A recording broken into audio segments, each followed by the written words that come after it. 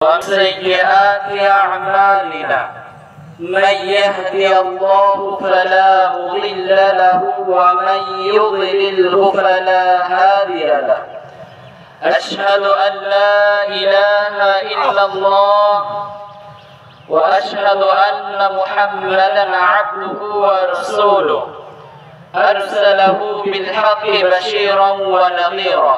أما بعد، فإن خير الحديث كتاب الله وخير الهدي هدي محمد صلى الله عليه وسلم، وشر الأمور محدثاتها وكل محدثة بدعة وكل بدعة ضلالة وكل ضلالة في النار. أعوذ بالله من الشيطان الرجيم. بسم الله الرحمن الرحيم. يا أيها الذين آمنوا كتب عليكم الصيام كما كتب على الذين من قبلكم لعلكم تتقون. সমস্ত প্রশংসা সমস্ত শ্লাঘা সেই মহান সত্তার নির্মিতে, যে মহান সত্তা আজ আমাদেরকে একনিষ্ঠতার সঙ্গে সমবেত হওয়ার সুযোগ করে দিয়েছে। সেই মহান রবের শুকরিয়ার্থে বলি আলহামদুলিল্লাহ। শতকোটি দরুদ ও সালাম শান্তির ধারা বর্ষিত হোক হযরত মুহাম্মদ সাল্লাল্লাহু আলাইহি ওয়াসাল্লামের প্রতি, যার ত্যাগ ও তিতিক্ষা, যার স্যাক্রিফাইসের বিনিময়ে আজ আমরা এই দ্বীন ও শরীয়ত পেয়েছি। সেই বিশ্ব নবী, বিশ্বকবি, বিশ্বরবি, বিশ্ব প্রফেসর, বিশ্ব প্রিন্সিপাল, তাজদার মদিনা, আহদার মদিনা, দুলহে মদিনা, ইমামুল মুরসালিন, খাতিমুন নবিয়্যিন, মুফাসসির মওজুদাত, মুফাসসির মওজুদাত, বিশ্ব বরেণ্য, সবার গ্রহণীয়, সবার আদরণীয়, জনমনধন্য, জগজনমন্য, সমানধন্য মা আমিনার নয়নের তারা, মা হালিমার হৃদয় শুভ, মা খাদিজার প্রিয়তমা, হাবিবে লাবিবে তাবিবে মুস্তাফা জনাবে মুহাম্মদুর রাসূলুল্লাহ সাল্লাল্লাহু আলাইহি ওয়াসাল্লাম। সম্মানীয় আজকের উপস্থিত মুসল্লিবৃন্দ, এটি ঈদগাহ, আর আমরা এখানে ঈদের সালাত আদায়ের জন্য এসেছি। বলা বাহুল্য, আল্লাহর রাসূল সাল্লাল্লাহু আলাইহি ওয়াসাল্লাম তিনি বলেন, ইন্না লিকুল্লি কওমিন ঈদান ওয়া হাযা ঈদুনা। প্রত্যেকটি জাতি, প্রত্যেকটি গোষ্ঠী, প্রত্যেকটি কওমের জন্য একটি খুশির দিবস রয়েছে। হাযা ঈদুনা, এটি আমাদের খুশির দিবস। এই খুশির দিবসকে আমরা পালন করতে এসেছি।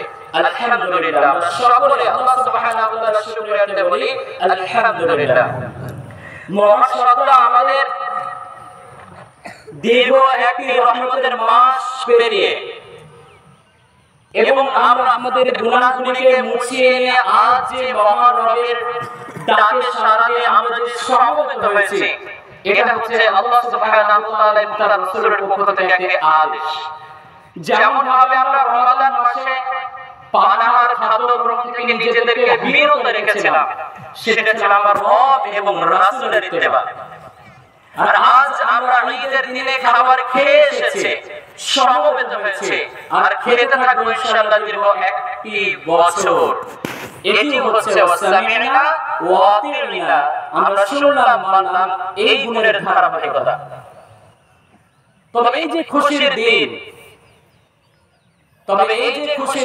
এই খুশির দিনে আমরা যা সমবেত হয়েছি, কিন্তু জানেন অনেক মানুষ রয়েছে যাদের এই খুশির দিন পালনের কোনো সুযোগ নেই। আল্লাহ রাসূল সাল্লাল্লাহু আলাইহি ওয়াসাল্লাম এবং মহান আল্লাহ সুবহানাহু ওয়া তাআলার পক্ষ থেকে আমাদের প্রতি যে রমাদান মাসের সিয়ামকে ফরজ করা হয়েছিল, আমরা যদি তা যথাযথ পালন করে থাকি, তাহলে আমরা আজ এই ঈদগাহের ময়দানে আসার অনুমোদন প্রাপ্ত। নতএব আমাদের জন্য এই ঈদগাহের মাঠে আসার কোনো অনুমতি ছিল না যারা রমাদান মাসকে মূল্যায়ন করতে পারেনি। এটা আমাদের জন্য ধিক্কার যে আমরা মুসলিম হওয়ার পরেও সুস্থ সবল হওয়ার পরে রমাদান মাসে সিয়াম পালন করে নিজেদের পশ্চাতের পাপ সম্পর্কে গুফিরা লাহুম মা তাকাদ্দামা মিন যামবিহি হাদিসের মতনে নিজেদের পশ্চাৎ পাপকে মুছে নিতে না পারে আমরা আল্লাহ সাল্লাল্লাহু আলাইহি ওয়াসাল্লামের অভিশাপের অন্তর্ভুক্ত হয়েছে। আল্লাহ রাসূল বলেন, জিবরাইল এসে আল্লাহ রাসূলকে বলছে যে আল্লাহ রাসূল, রমাদান মাস পেল সে নিজের পাপ সম্পর্কে মুছে নিতে পারলো না, তাহলে এমন ব্যক্তি যেন ধ্বংস হয়। আল্লাহ রাসূল সাল্লাল্লাহু আলাইহি ওয়াসাল্লাম আমিন বললেন। দেখুন, আজ আমরা এই যে রমাদান মাসের মূল্যায়ন করতে পারি, এর সবথেকে বড় যে কারণ সেটা হচ্ছে শিক্ষার অভাব। সবথেকে বড় যে কারণ সেটা শিক্ষার অভাব। কেন? আল্লাহ সুবহানাহু ওয়া তাআলা পবিত্র কোরআন কারীমের মধ্যে বলেন, ওয়ামা ইয়াসতাবিল আ'মা ওয়াল বাসীর ওয়ালা যুলুমাত ওয়ালা নূর। কখনো একজন অন্ধ আর একজন চোখ বিশিষ্ট ব্যক্তি সমান হতে পারে না। যেমন ভাবে ওয়ালা দিল্লু ওয়ালা হারুর, রৌদ্র এবং ছায়া একত্রিত হয় না, জ্যোতি এবং অন্ধকার একত্রিত হয় না, তেমনি ভাবে একজন শিক্ষিত আর একজন অশিক্ষিত কখনোই এক হতে পারে না। শিক্ষিতকে আল্লাহ রাসূল সাল্লাল্লাহু আলাইহি ওয়াসাল্লাম তিনি বলেন, আনাস রাদিয়াল্লাহু আনহু قال قال رسول الله صلى الله عليه وسلم طلب العلم فريضة على كل مسلم। প্রত্যেকটি মুসলিম পুরুষ ও নারীর উপরে ইসলামিক শিক্ষা গ্রহণ করা ফরজ। শুধু ইসলামিক শিক্ষা বলতে কি বোঝানো হয়েছে? এখানে পার্থিব অর্থাৎ দুনিয়াবি এবং উখরাবি দুইটি জ্ঞান যদি আমরা অন্বেষণ না করি তাহলে আমরা দুই দিক থেকে ক্ষতিগ্রস্ত। আজ যারা আমরা জানেন শিক্ষিত, শুধু দ্বীনি জ্ঞান না থাকার কারণে আমরা ব্যর্থ দ্বীন পালনের ক্ষেত্রে। অন্যদিকে যদি আমরা লক্ষ্য করি তাহলে আমরা যারা দ্বীন শিক্ষায় শিক্ষিত, আমরা দুনিয়ার অনেক বিষয় থেকে নিজেদেরকে দূরে রেখেছি যা আমাদের জন্য শিক্ষণীয় ছিল, ওয়াজিব। প্রিয় মুসলিমবৃন্দ, আল্লাহ সুবহানাহু ওয়া তাআলা আমাদের প্রতি দ্বীনি শিক্ষাকে ফরজ করেছেন। তাই তো পবিত্র কোরআন কারীমের প্রথম আয়াত ছিল ইকরা বিসমি রাব্বিকাল্লাযী খালাক, পড় সেই রবের নামে। তাহলে আল্লাহ সুবহানাহু ওয়া তাআলা তার পবিত্র কোরআন কারীম যা ঐশী বাণী তার সূচনা হয়েছিল পড়া অর্থাৎ জ্ঞান অন্বেষণের বিষয় দিয়ে। তাই আমরা আজ এই যে মূর্খতার পরিচয় দিচ্ছি, এর সব থেকে বড় কারণ আমরা শিক্ষায় শিক্ষিত হইনি, যে শিক্ষা আমাদেরকে আজকে এই জায়গায় শিক্ষিতর পরিচয় ভূষিত করতে পারত। আজ আমরা স্কুলে পড়ি, সুদের অঙ্ক শেখানো হয়েছে, কিন্তু দ্বীন শিক্ষা যাকাতের শেখানো হয়নি। আমরা সুদের হিসাব করতে পারলেও আমরা যাকাতের হিসাব করতে পারি না, এটা আমাদের জন্য ব্যর্থতা। আমাদের স্কুলের সূচনাতে প্রার্থনা করতে শেখানো হয়, কিন্তু আজ থেকে 1400 বছর পূর্বে মহান রব এবং তার রাসূল সাল্লাল্লাহু আলাইহি ওয়াসাল্লাম নামাজের শিক্ষা দিয়ে গেছে। যদি কোনো ব্যক্তি ফজরের সালাত আদায় করে, সে আল্লাহ সুবহানাহু ওয়া তাআলার জিম্মায় চলে আসে, আল্লাহ সুবহানাহু ওয়া তাআলা তাকে সন্ধ্যা পর্যন্ত নিজ হেফাজতে রাখেন। স্কুলের শিক্ষা আমাদেরকে বলছে, তুমি যখন কোনো ভালো কাজের সূচনা করছো তোমাকে প্রার্থনা করতে হবে। আর আল্লাহ সুবহানাহু ওয়া তাআলা থেকে 1400 বছর পড়েছে, তুমি তোমার জীবনের সূচনাটা সুন্দর করতে চাইলে ফজরের সালাত আদায় করো। কিন্তু আমরা তার থেকে পিছিয়ে রয়েছে। কেন? দ্বীন শিক্ষার অভাবে। আজ এই ঈদের দিনে আমরা এসেছি ঈদের নামাজ পড়তে। এটা ঈদের দিনের সবথেকে বড় একটা খুশি। আর এই খুশির দিনে আমরা আবার জাহান্নামে যাওয়ার কিছু অনুকরণীয় কাজ করে থাকবো। যথা এখান থেকে বার হতে নেশাদ্রব্য গ্রহণ করা, এটা তো আমাদের মনের রক্তে মিশে গেছে। আমরা এই যে খারাপের দিকে দিন দিন ধাবিত হচ্ছে, মূল কারণ সালাত। কেন? কোরআন কারীম বলছে, ইন্নাস সালাতা তানহা আনিল ফাহশাই ওয়াল মুনকার। আমরা সালাত শুনতে শুনতে আমাদের কান পেকে গেছে, কিন্তু আমরা এখনো বুঝে উঠিনি যে সালাত কি এবং কেন, এর আদ্য থেকে প্রান্ত কেন এত গুরুত্বপূর্ণ। কেন একজন মানুষের জীবনে যদি সালাত থাকে তাহলে সব কিছু আছে, আর যদি সালাত না থাকে তাহলে কিছুই নেই। তাই তো হযরত ওমর রাদিয়াল্লাহু আনহু তিনি বলেছিলেন, মান হাফিজাহা ওয়া হাফিজা আলাইহা যে ব্যক্তি নামাজকে রক্ষা করলো, যত্ন সহকারে করলো, হাফিজা দীনাহু, সে তার ধর্মকে রক্ষা করলো, সে তার দ্বীনকে রক্ষা করলো। আমরা মনে করি সালাত পরিত্যাগ করছি তাই আমি এখন মুসলিম রয়েছে। আল্লাহর কসম করে বলছি, যদি কোনো মানুষের ধারণা এমন হয়ে থাকে তাহলে সে ভুলের মধ্যে রয়েছে। শয়তান শুধুমাত্র আল্লাহ সুবহানাহু ওয়া তাআলার হুকুমে একটি সিজদা করা থেকে নিজেকে বিরত রেখেছিল অহংকার বশত। আল্লাহ সুবহানাহু ওয়া তাআলা তাকে কিয়ামত পর্যন্ত অভিশপ্ত করেছে। আর আমি আপনি মুসলিম ঈমানদার দাবি করার পরও সালাত থেকে কেন নিজেদেরকে বিরত রেখেছি? সালাত আমাদেরকে প্রত্যেকটি খারাপ বর্বরতা, অসভ্যতা, নোংরামি কাজ থেকে বিরত রাখে। কিন্তু কেন আজকের মুসলিম সমাজ সালাত থেকে এত পিছনে?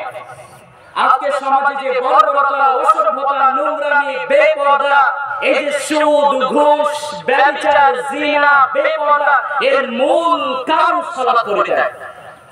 আজ এই ঈদগাহের ময়দানে উপস্থিত আমি সমস্ত জনগণকে বলছি, আপনি আজ ফজরের সময় লক্ষ্য করেছেন মসজিদে কয় কাতার নামাজ হয়েছিল, আপনি আজ যোহরের সময় লক্ষ্য করবেন ফাওয়াইলুল লিল মুসাল্লিন আল্লাযীনা হুম আন সালাতিহিম সাহুন। এরা ওই নামাজি যারা রমজান মাসে গিয়ে মসজিদে মারামারি করেছে জিলাপি খাওয়ার জন্য। এরা ওই মুসল্লি যারা রমজান মাসে গিয়ে কাতার নিয়ে মারামারি করেছে। এরা ওই মুসল্লি যারা মানুষকে দেখানোর জন্য নামাজ পড়েছে। এরা ওই মুসল্লি যারা সমাজকে সন্তুষ্ট করার জন্য নামাজ পড়েছিল। এদেরই জন্য মনে রব আয়াতকে নাযিল করেছে ফাওয়াইলুল লিল মুসাল্লিন। এই সমস্ত নামাজি জাহান্নামে যাবে কারা? আন সালাতিহিম সাহুন, যারা তাদের নামাজে উদাসীন। বাস্তবতা, পাশের মুসল্লি ডানে বামের দিকে তাকায় কেন? সালাতের জ্ঞান নেই তাই। আমি বললাম না, আপনি যত বড় শিক্ষিত হন না কেন, দ্বীন শিক্ষার অভাব যদি আপনার আমার মধ্যে থাকে, আমার চাইতে বড় পৃথিবীতে আর কেউ নেই। আমি রবকে ডাকতে জানি না, আমি রবের কাছে চাইতে জানি না। না, আপনি ভাবছেন এটা কিভাবে? জি হ্যাঁ, সালাতের মাধ্যম দিয়ে রবকে জানা যায়। ইয়া আইয়ুহাল্লাযীনা আমানু ইসতাঈনু বিস-সাবরি ওয়াস-সালাহ ইন্নাল্লাহা মা'আস সাবিরিন। আল্লাহ তার কাছে সাহায্য কামনার জন্য ধৈর্য এবং সালাতকে ব্যবহার করার জন্য আদেশ করেছেন। অর্থাৎ একজন মুমিন সে যখন রবকে স্মরণ করবে তার জীবনে সর্বপ্রথম বাধা আসবে। কেন? قد أفلح من تزكى وذكر اسم ربه فصلى। সফল তো সেই ব্যক্তি যে ব্যক্তি মহান রবকে স্মরণ করলো আর নিজেকে পরিশুদ্ধ করে নিতে পারলো। وذكر اسم ربه, সে তার রবের নামকে স্মরণ করলো। فصلى, এর পরে সে সফল নয়। فصلى, যদি সে নামাজ না পড়ে। সফল সে যে নিজেকে পরিশুদ্ধ করলো, মানে প্রথমে আমরা রবের দিকে প্রত্যাবর্তন করব। অনুশোচনা, মনোশোচনা আমাদেরকে তওবা করতে বাধ্য করবে। তওবা করলাম, রবের পথের দিকে ফিরে আসতে হবে, আল্লাহকে স্মরণ করতে হবে, রবের প্রত্যেকটি আহকামকে এক বাক্যে মেনে নিতে হবে। এরপর ফাসাল্লাহ, সালাত আদায় করতে হবে।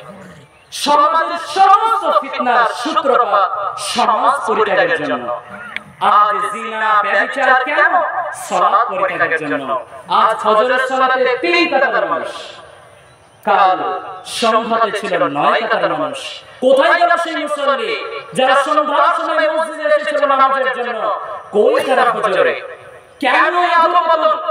যুবক, তুমি কি ভাবছো বয়স দিন দিন কমছে না, বয়স দিন দিন বাড়ছে? তুমি ভেবো না তো সফল রব বলেছে সফল সে। قد أفلح من تزكى, যে রবের পথের দিকে ধাবিত হলো। মনুষ্যচনা নিয়ে আসো, অনুতপ্ত হও, রবের পথের দিকে ধাবিত হও আর তওবা করো। ঈদের দিনের করণীয়গুলি করতে থাকো, বর্জনীয়গুলি বর্জন করো। কেন রমাদান মাসে আমরা নেশা থেকে দূরে থাকি? কেন রমাদান মাসে আমরা গান থেকে দূরে থাকি? কেন রমাদান মাসে আমরা সালাতের এত বেশি গুরুত্ব দিই? আর 11 মাস আমরা কি জান্নাতে ঘোষণা হয়েছে?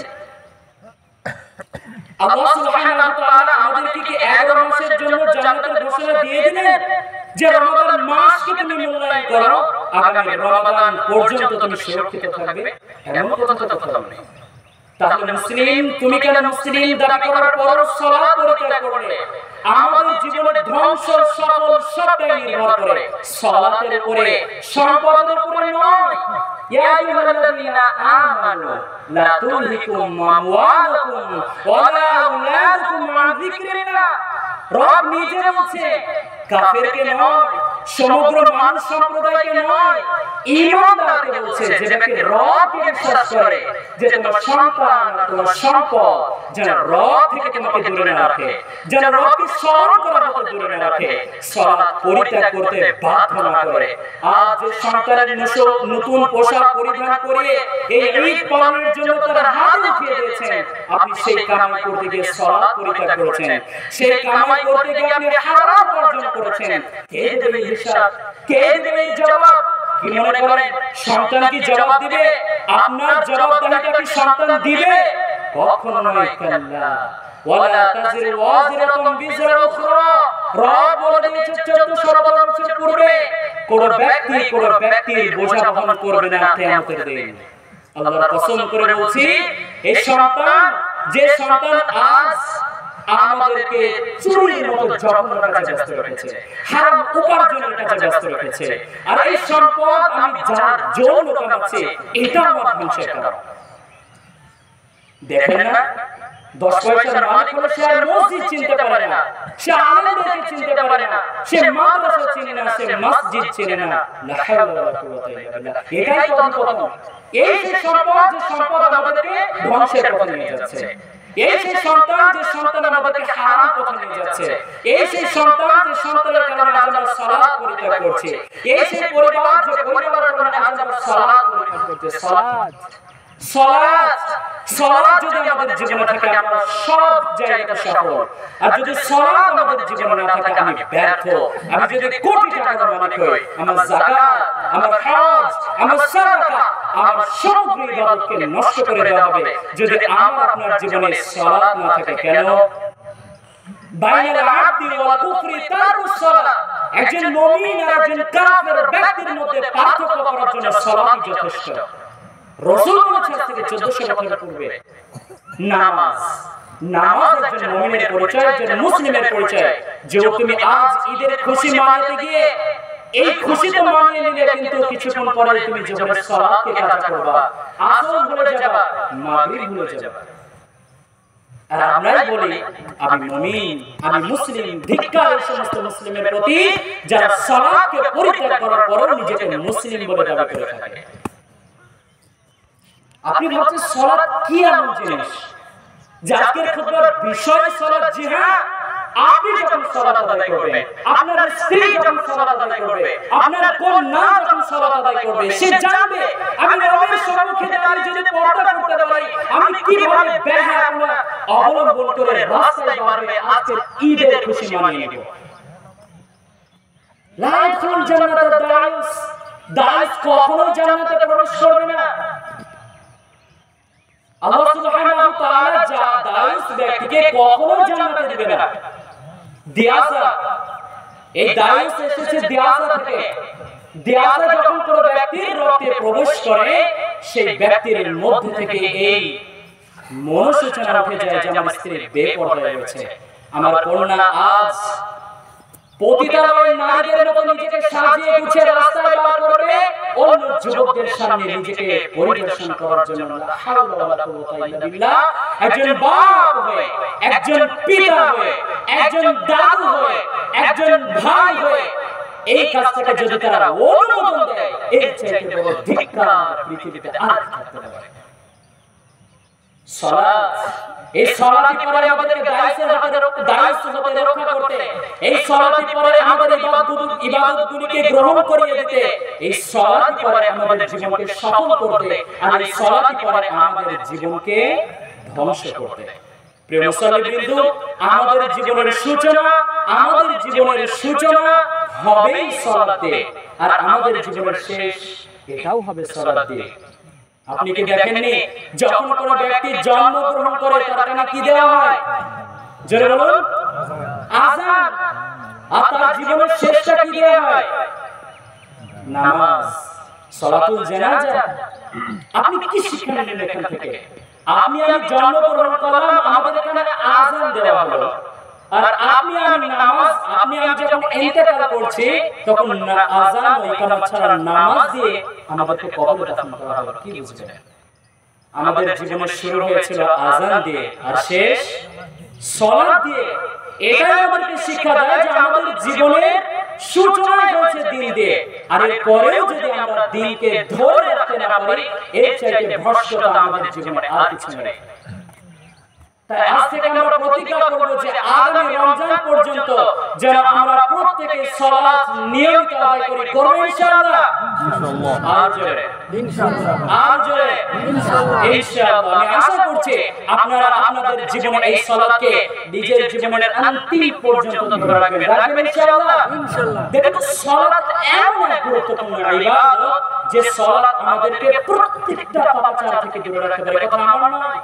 ইন্নাস সালাতা তানহা আনিল ফাহশাই ওয়াল মুনকার। প্রত্যেকটি বড় বড় অসভ্যতা নোংরা থেকে যদি বিরত রাখার কোনো বস্তু থাকে তা কি?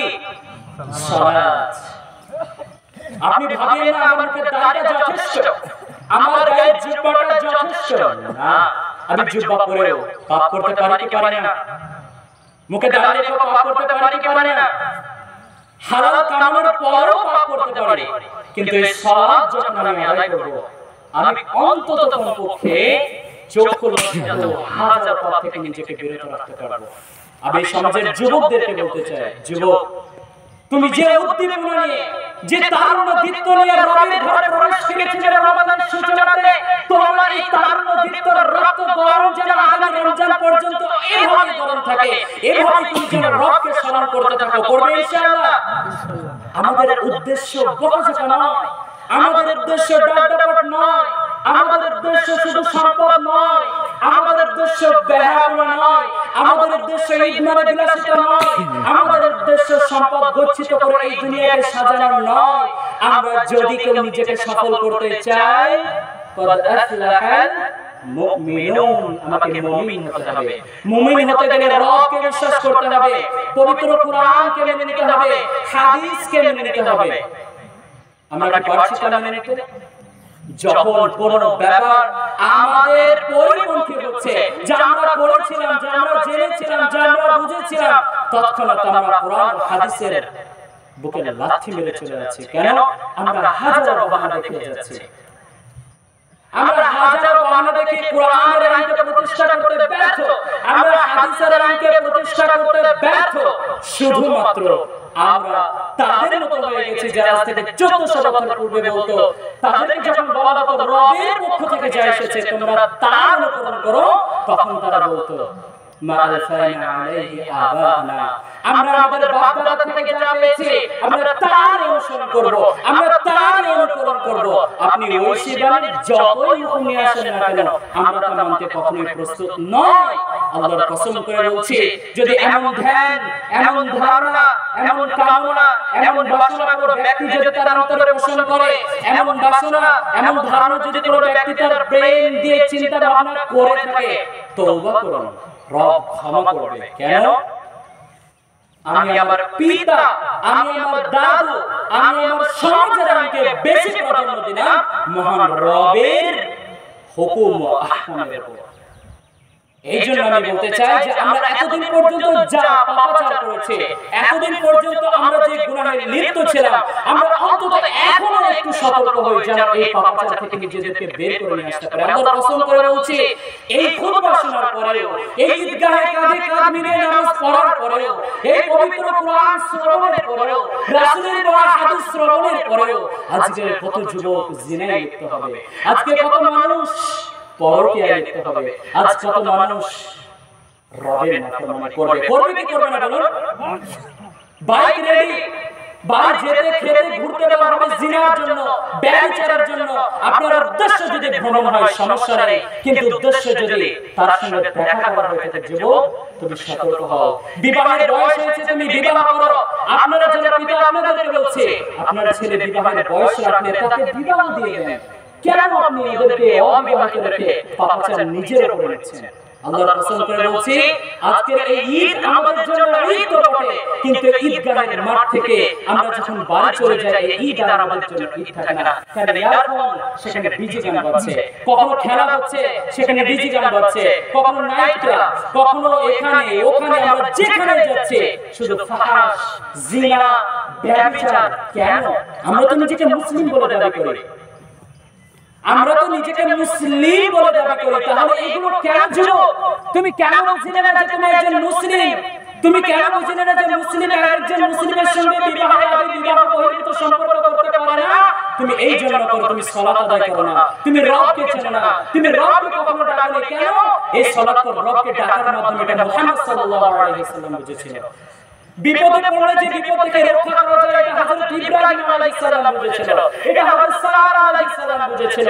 নামাজ যে মানুষকে সমস্ত বিপদ থেকে পার করে দিতে পারে, এটা আমাদের পূর্বপুরুষ অর্থাৎ সালাফে সালেহিন তো বুঝেছিল। কিন্তু আজ ব্যর্থ এই মুসলিম জাতি নামাজের গুরুত্ব ভুলে গিয়ে আজ নিজের ইনকামের জন্য, সফলতার জন্য এরা নামাজকে ছেড়ে দিয়েছে। তো সর্বপ্রথম আমাদেরকে দ্বীনের শিক্ষা গ্রহণ করতে হবে। কেন? দ্বীনের শিক্ষা যদি আমার না থাকে, আমি কি সালাতকে সঠিকভাবে আদায় করতে পারবো?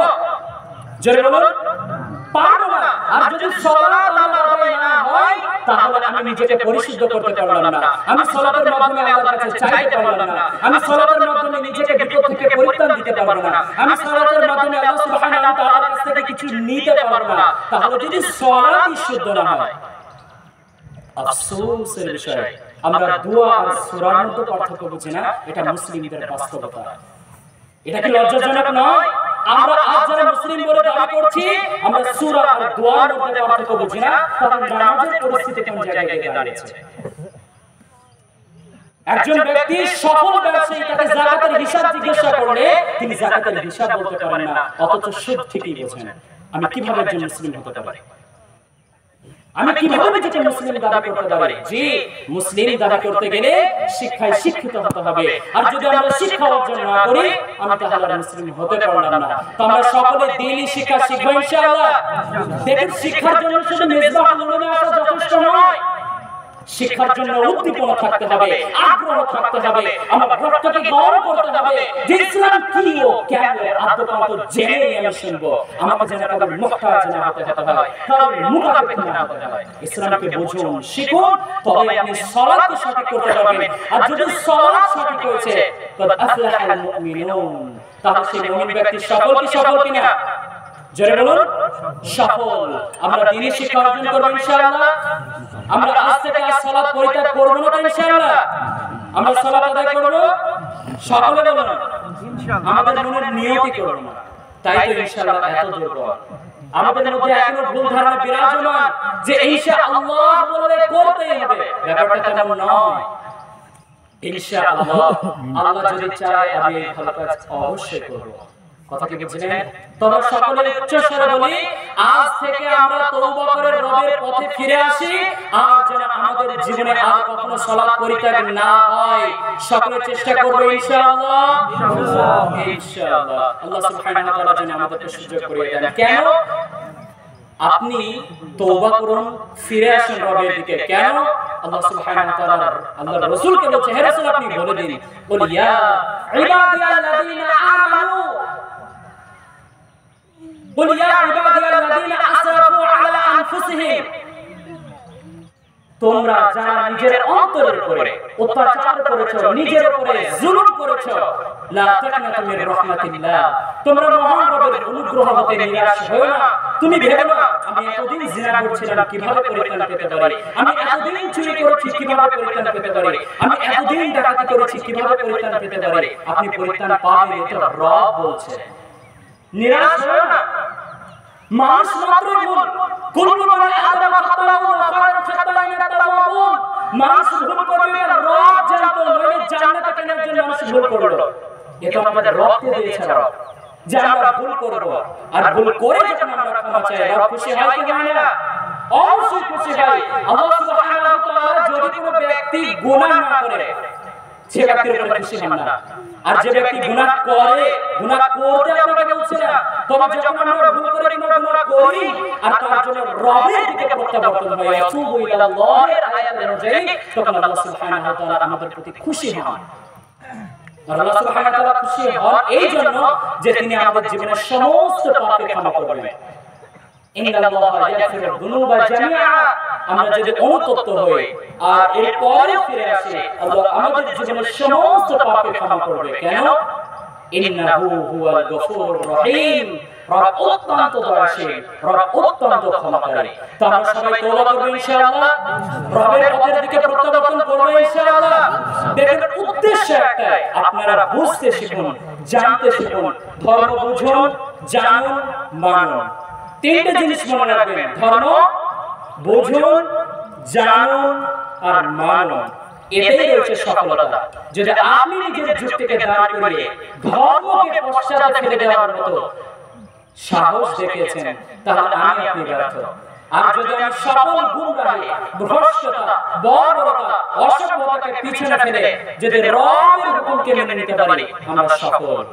আমরা সকলে চেষ্টা করব আল্লাহ সুবহানাহু ওয়া তাআলা যেন আমাদের জীবনে সর্বদা যেন সালাতকে বিরাজমান করে দেয়, বলুন আমিন।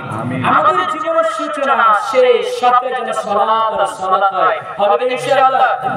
চেষ্টা করবেন ইনশাআল্লাহ। মান জাদা ওয়াজাদা, চেষ্টা করলেই পাবেন। আল্লাহ বলছেন ওয়া লাইসা লিসান ইল্লা মাসা, আপনি চেষ্টা করবেন যার জন্য আল্লাহ আপনাকে শেখায় দিবেন। আমরা অবশ্যই চেষ্টা করব। আল্লাহ সুবহানাহু ওয়া তাআলার পরিশেষে আমি এতটুকু বলতে চাই, হে রব, তুমি আমার মুসলিম যুবক ভাইদেরকে হিদায়াত করো। আমরা যারা এখন ইসলাম বুঝিনি, ধর্ম বুঝি না, আমাদেরকে ধর্ম বোঝার সুযোগ করে দাও, বলুন আমিন। ধর্মকে মানার সুযোগ করে দাও, বলুন আমিন। আমরা যেন মুত্তাকি পরহেজগার মুমিনদের অন্তর্ভুক্ত হতে পারি, বলুন আমিন। আমাদের শেষ যেন ঈমান অবস্থা হয়, বলুন আমিন। এই দাবি, এই চাওয়া মহান রবের কাছে রেখে আজকের বক্তব্যকে এখানে নীতি করছি। ওয়াখির দাওয়ানা আলহামদুলিল্লাহি রাব্বিল আলামিন। আসসালামু আলাইকুম ওয়া রাহমাতুল্লাহি ওয়া বারাকাতুহু। সকলে বলুন সুবহানাল্লাহি ওয়া বিহামদিকা, আশহাদু আল্লা ইলাহা ইল্লা আনতা, আস্তাগফিরুকা ওয়া আতুবু ইলাইক।